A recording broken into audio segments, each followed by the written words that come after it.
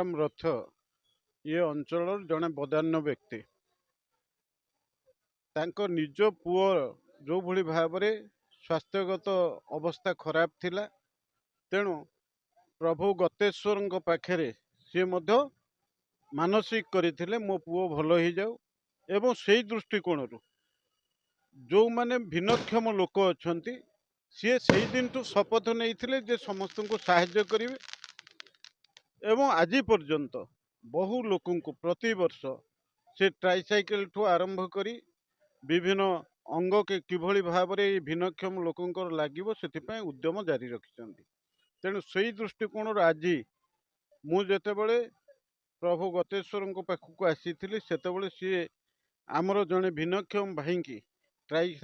आज ये साइकेल दवापाई सी मो हाथ में ये कथाटा को व्यवस्था करते। अपर पक्षे गोटे कथा जेहेतु ये बदान्य व्यक्ति भाव मानसिक भाव में संकल्प नहीं कि ये काम करुँच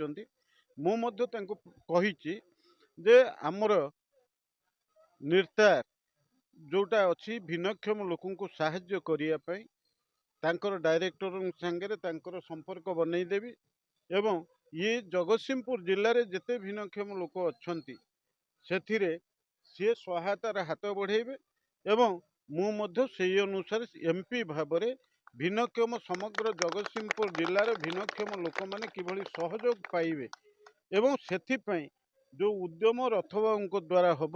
से मोर संपूर्ण भाव में सहयोग रहिबो एवं जहा फल आमे अनेक भिन्नक्षम लोक समाजर मुख्य स्रोत को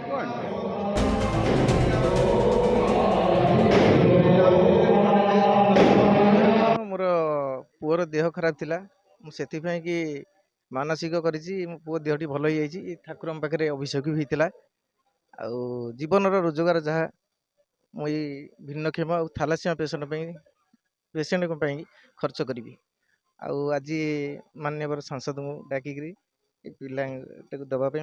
मनस्थ करी आमर सभापति अच्छा आम भाई गुंडा भाई अच्छा द्वारा देवी बोली मनस्थ करी से बहुत खुशी प्राय 30 रु एभव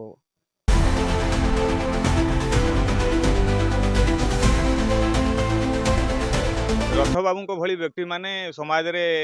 सृष्टि होकर से माने भी तांको काम करुचंती। तेणु आमे स्वाभाविक भाव में यही भली भाव में समाज सेवारे ब्रती थिबा एवं समाज को दिग्दर्शन दौथुवा निज व्यय समाज पे खर्च करवा कारण से समाज तांको मनीष करिछि एवं निजर आय समाज रे खर्च करवा